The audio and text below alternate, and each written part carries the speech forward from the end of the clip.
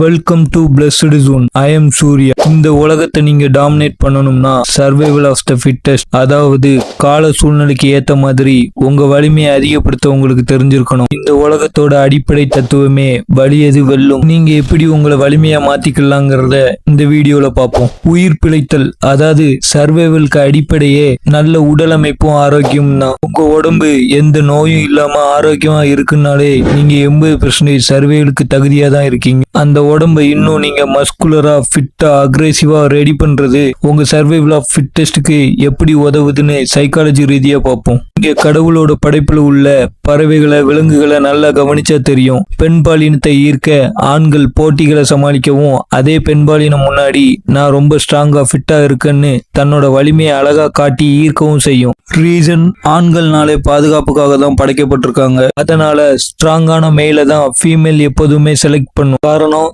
தன்னையும் தன் குழந்தைகளையும் அந்த மெயிலால காப்பாற்ற முடியுங்கிற நம்பிக்கையில தான். சேம் திங் தான் மனுஷங்களுக்கும். பல நூறு ஆண்டுகளுக்கு முன்னால மனிதன் தன்னோட லைஃபை சர்வே பண்ண அவனுக்கு உணவு மட்டும்தான் தேவைப்பட்டுச்சு. இதுக்கு அவன் வேட்டையாடி தான் ஆகணும். ஃபிட்டா, மஸ்குலரா இருக்கிற மெயிலால தான் வேட்டையை வெற்றிகரமா முடிக்க முடிஞ்சது. அது மட்டும் இல்லாம மற்ற பிரிடேட்டர்ஸ்ட இருந்து தன்னோட ஃபீமேலையும் குழந்தைகளையும் காப்பாற்ற முடிஞ்சது. இதனாலேயே ஃபீமேல் சப்கான்சியஸாவே மஸ்குலரான ஹை டெஸ்டோஸ்டெரான் உள்ள மெயிலால எப்பவுமே அட்ராக்ட் பண்ணப்படுறாங்க. ஃபீமேல் அட்ராக்ஷனுக்கு மஸ்குலானிட்டி ரொம்ப முக்கியம்.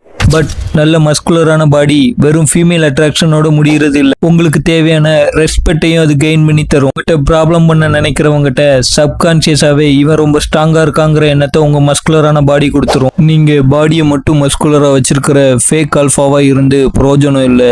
பேசிக் ஃபைட் ஸ்கில்லாவது உங்களுக்கு தெரிஞ்சிருக்கணும். அதை கூட கத்துக்கிட உங்களுக்கு டைம் இல்லாட்டி ஹியூமன்ஸோட வீக் பாயிண்ட்ஸ் எது, மோஸ்ட் பெயின்ஃபுல் பாயிண்ட்ஸ் எது, இதெல்லாம் நீங்க தெரிஞ்சு வச்சிருக்கணும். அது உங்களை ஆபத்தான சூழ்நிலையில இருந்து தற்காத்துக்கிட உதவும். வீக்லி 5 டேவாவது ஜிம்முக்கு போங்க.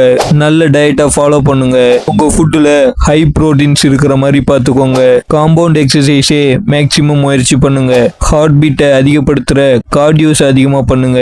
இதெல்லாம் உங்களை ஹை டெஸ்டோஸ்டெரான் உள்ள மேனா மாத்தும். டெஸ்டோஸ்டெரான் லெவல் கூட கூட உங்க லைஃபோட குவாலிட்டியே மாறுறதை நீங்க பாப்பீங்க. அடுத்து சர்வைவல் ஆஃப் ஃபிட்டஸ்டுக்கு நம்மளுக்கு தேவையான ஸ்கில் தான் மணி மேக்கிங் ஸ்கில். இப்போ உள்ள காலத்துல நீங்க சர்வைவலுக்காக போருக்கோ வேட்டைக்கோ போக போறது இல்ல. நல்ல மஸ்குலரான பாடி ஃபீமேல் அட்ராக்ட் பண்ணாலும், உங்களுக்கு ரெஸ்பெக்டை கெயின் பண்ணி தந்தாலும், இப்போ உள்ள சர்வைவலுக்கு அது மட்டும் பத்தாது. காசை சம்பாதிக்க தெரிஞ்சிருக்கணும். உங்களுக்கு ஈஸியா புரியுற மாதிரி சொல்லணும்னா, ஒரு நாடு மணி பிரிண்ட் பண்ணும் போது குறிப்பிட்ட அளவு தான் பிரிண்ட் பண்ணுவாங்க. ஏன்னா அளவுக்கு அதிகமா பிரிண்ட் பண்ணா அந்த மணியோட வேல்யூ குறைஞ்சிரும். ஸோ பிரிண்ட் பண்ண பணத்துக்கு ஒண்ணு நீங்க தகுதியா இருக்கணும், இல்ல அதுக்கேற்ற தகுதியை வளர்த்துக்கணும். உங்க தகுதியை வளர்க்க ஒரே வழி உங்களோட மணி மேக்கிங் ஸ்கில்ஸை ஸ்ட்ராங் ஆக்குறது மட்டும்தான். மணி மேக்கிங் ஸ்கில்ஸ்ங்கிறது கடல் மாதிரி. பட் பேசிக்கா நான் சொல்றத ஃபாலோ பண்ணாலே உங்க லைஃப்ல பெரிய டிஃப்ரெண்ட் இருக்கும். உங்களுக்கு கிடைக்கிற பணத்துல 30% சேவ் பண்ணுங்க. பட் சேவ் பண்றதுனால உங்க காசு பெருகாது. இன்ஃப்ளேஷன் காரணமாக உங்க பணத்தோட மதிப்பு குறையதான் செய்யும். சேவ் பண்றதே இன்வெஸ்ட் பண்றதுக்கு தான். ஸோ இன்வெஸ்ட்மெண்ட் ஸ்கில்லையும் வளர்த்துக்கோங்க. இன்வெஸ்ட்மெண்ட் ஸ்கில்லும் ஒரு PhD பண்ற மாதிரி தான். பேசிக்கா புரியுத மாதிரி சொல்லணும்னா, நீங்க வாங்குற பொருளால உங்களுக்கு வருமானம் வந்தா அது அசெட், நல்ல இன்வெஸ்ட்மெண்ட். நீங்க வாங்குற பொருளால உங்களுக்கு செலவு வந்தா அது லைபிலிட்டி. நீங்க எப்பவுமே ஒரு பொருளை வாங்குறதுக்கு முன்னக்கூட்டி அது உங்களுக்கு வருமானம் தர போற அசெட்டா இல்ல உங்களுக்கு செலவு அதிகப்படுத்த போற லைபிலிட்டியான்னு பாத்துக்கோங்க. விட முக்கியமா உங்களுக்கு ரிச் அண்ட் வெல்த்தி ரெண்டுத்துக்கும் உள்ள டிஃபரன்ஸ் தெரியணும். ஐபோன், காரு, வீடு, தேவையான பொருள் எல்லாம் இஎம்ஐல வாங்கி ரிச்சா நம்மளே ஷோ பண்றதுனால நம்ம வெல்த்தி ஆகிட மாட்டோம். உண்மையான வெல்த்ங்கிறது கண்ணுக்கு தெரியாது. தன்னோட இன்வெஸ்ட்ல கிடைக்கிற ப்ராஃபிட் எடுத்து இன்வெஸ்ட் பண்ணி அதை வச்சு ஒரு ப்ராஃபிட்டை உருவாக்குறது தான் உண்மையான வெல்த். அவசரப்பட்டு எல்லார்ட்டையும் பணக்காரன் நம்ம காட்டுறதுனால நம்ம உண்மையான பணக்காரன் ஆகிட மாட்டோம். வெல்த்தி ஆகுறதுனால உலகத்துல உள்ள எல்லாத்தையுமே விலைக்கு வாங்கிடலாமான்னு எனக்கு தெரியாது. பட் காசுக்காக யார்ட்டையும் அடிமையா இருக்க வேண்டாம். நினைச்ச நேரத்துல செய்ய முடிஞ்சது அவன் தான் உண்மையான வெல்த்தி. உண்மையான வெல்த்ங்கிறது நம்மளோட ஃப்ரீடம் தான். சோ பணத்தை நோக்கி ஓடாம உங்களோட ஃப்ரீடத்தை நோக்கி ஓடுங்க.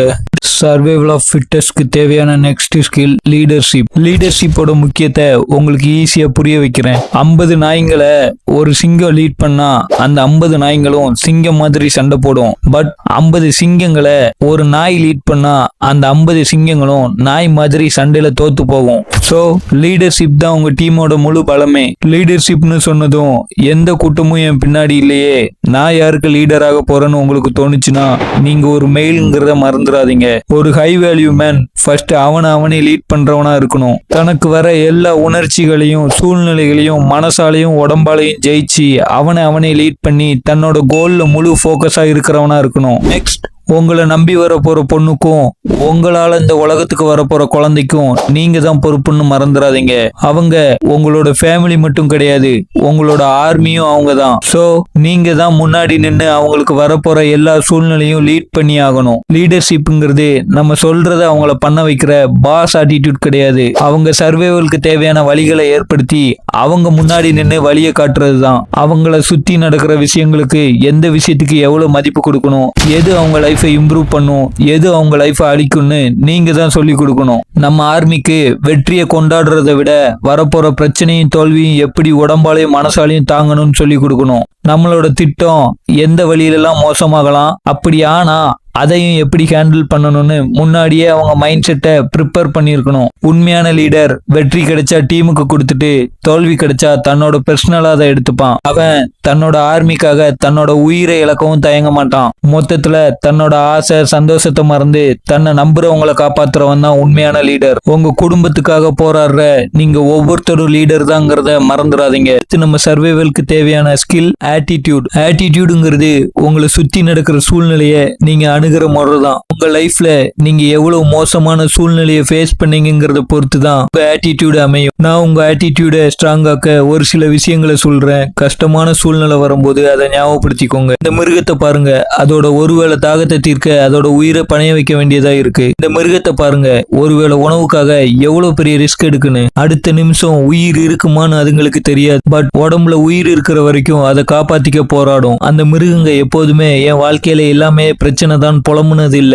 யோசனை முழுசும் தன்னோட உயிரை காப்பாத்திக்க என்ன பண்ண முடியுங்கிறது மட்டுமே. சேம் மைண்ட் செட் தான் உங்களுக்கும் இருக்கணும். உங்களை சுத்தி எவ்வளவு பேடான சிச்சுவேஷன் வேணாலும் இருக்கட்டும், உங்களை அழிக்க எவ்வளவு பெரிய ஆபத்து வேணாலும் தயாரா இருக்கும். உங்க எதிரி எவ்வளவு பெரிய பணக்காரனா பலசாலியா வேணா இருக்கட்டும், உங்க மைண்ட்ல இருக்க வேண்டிய ஒரே ஒரு எண்ணம் உயிர் வாழ்றதுக்கு நெக்ஸ்ட் மூவ் எதுவோ அதுல ஃபுல் போக்கஸா இருக்கிறது மட்டும்தான். சிங்கங்களை பாருங்க, அதுக்கு வர ஆப்போனண்ட எப்பவுமே தன்னை விட பெருசா பலமானதா உயரமானதாலாம் யோசிக்காது.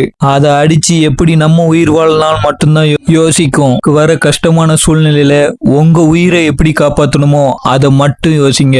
லைஃப்ங்கிற கேம்ல நம்மளோட உயிரை காப்பாத்துறது நம்மளோட பொறுப்பு. உங்களோட உயிரை காப்பாத்திக்க 1% வாய்ப்பு இருந்தாலும் முழுசா போராடுங்க. நம்ம சேனலோட ஐகான் சொல்றதுதான் என் வாழ்க்கையோட ஒரே தத்துவம். உங்களால சுவாசிக்க முடியுதுன்னா நீங்க தோத்துட்டேன்னு சொல்றதுக்கு உங்களுக்கு ஒரு உரிமையும் கிடையாது. சர்வைவல் ஆஃப் ஃபிட்டஸ்ட்க்கு தேவையான நெக்ஸ்ட் ஸ்கில் சோசியலைசேஷன். என்னை பொறுத்தவரை சோசியலைசனை பத்தி என்னோட தனிப்பட்ட கருத்து, பசிக்காக திருடி ஜெயிலுக்கு போன திருடனும் இருப்பான், ஏழைங்க ரத்தத்தை குடிச்சு வெள்ளை சட்டை போடுற நல்லவனும் இருப்பான். சோ மனுஷங்களோட டைட்டிலை பார்த்து நான் சோசியலைஸாக விருப்பப்பட மாட்டேன். அதனால என்னை பொறுத்த வரைக்கும் சோசியலைசன்ங்கிறது சொசைட்டிக்கு ஏத்த மாதிரி நம்ம சோசியலைஸ் ஆகாம சொசைட்டிய நமக்கு ஏத்த மாதிரி மாத்துறது தான். இதோட மீனிங் சுத்தி உள்ள எல்லாரையும் டாமினேட் பண்றது இல்ல, சுத்தி உள்ள எல்லாரோட மனசுலயும் நம்ம ஸ்டாண்டர்டை பதிக்கிறது. அதாவது உங்ககிட்ட எந்த லிமிட் வர பேசலாம், உங்களை எப்படி ட்ரீட் பண்ணணும், உங்ககிட்ட அவங்களோட பிசிக்கல் பிஹேவியர் எப்படி இருக்கணும், உங்க பர்சனல்ல எது வரைக்கும் தலையிடலாம், ஒருவேளை உங்களுக்கு ரெஸ்பெக்ட் தராட்டி என்ன நடக்கும், இதெல்லாம் நீங்க தான் சொசைட்டிக்கு புரிய வைக்கணும். இதெல்லாம் தான் உங்களோட ஸ்டாண்டர்ட். உங்களை சுத்தி உள்ள மனுஷங்கிட்ட மட்டும் இல்ல, எறும்புட்ட கூட அன்பை காட்டுங்க. பட் யார்கிட்டையும் அதை திருப்பி எதிர்பார்க்காதீங்க. அது எந்த உறவா இருந்தாலும் சரி. இப்படி நீங்க இருந்தா மட்டும்தான் உங்க மனசுல அமைதி இருக்கும். உங்க மனசை எப்பவுமே தாய்ப்பால் மாதிரி சுத்தமா வச்சுக்கோங்க. அதே சமயம் உங்க அறிவை ஒரு தந்திரமான உல்ஃப் மாதிரி வச்சுக்கோங்க. ஏன்னா மான் அழகா இருக்குன்னு சிங்கம் அதை வேட்டையாடாம விட போறது இல்ல. மனுஷங்களும் அப்படிதான். அவங்க எவ்வளவுதான் நல்லவங்களா இருந்தாலும் அவங்க அடி மனசுல உள்ள ஆசை, கோபம், பொறாமை, வெறுப்பு, பெருமை இதெல்லாம் நம்மளை அழிக்க தயங்காது. ஸோ உங்க தேர்ட் ஐ எப்பவுமே ஓப்பன்ல இருக்கட்டும். முக்கியமா உங்க நண்பர்களை சூஸ் பண்ணும்போது அவனுக்கு எதுக்குமே உதவாத தேர்ட் பர்சனுக்கு நல்லது பண்றானா இல்ல கெடுதல் பண்றானான்னு பாருங்க. அதுதான் அவன் உண்மையான குணம். சூழ்நிலை மாறும்போது நாளைக்கு உங்களுக்கும் அதை தான் பண்ணுவான். அவன் உங்களோட உயிர் நண்பனா இருந்தாலும் சரி. ஒரு கழுகு எப்பவுமே அதோட ரெக்கையை நம்பிதான் மரத்துல உட்காரும், அந்த மரத்தோட கிளைகளை நம்பி இல்ல. அதே மாதிரி தான் உங்களுக்கு எவ்வளவு நண்பர்கள் இருந்தாலும் இல்லாம போனாலும் உங்களை நீங்களே காப்பாத்திக்கிற தகுதியும் தைரியத்தையும் வளர்த்துக்கணும். இவ்வளவும் நான் எதுக்கு சொல்றேன்னா, நல்லவங்கிற பேர்ல தோத்து போய் சொசைட்டிக்கு நல்லது மேல உள்ள நம்பிக்கையை கெடுக்க கூடாது. நீங்க நல்லவங்களா இருங்க, ஆனா ஒரு நாள் ஏமாளியா இருக்காதீங்க. இந்த சொசைட்டியை பொறுத்தவரை உங்களோட கருத்து எப்படி இருக்கணும்னா, நீங்க என்ன உயிரோட விட்டா நான் உங்களை உயிரோட விடுறேன்.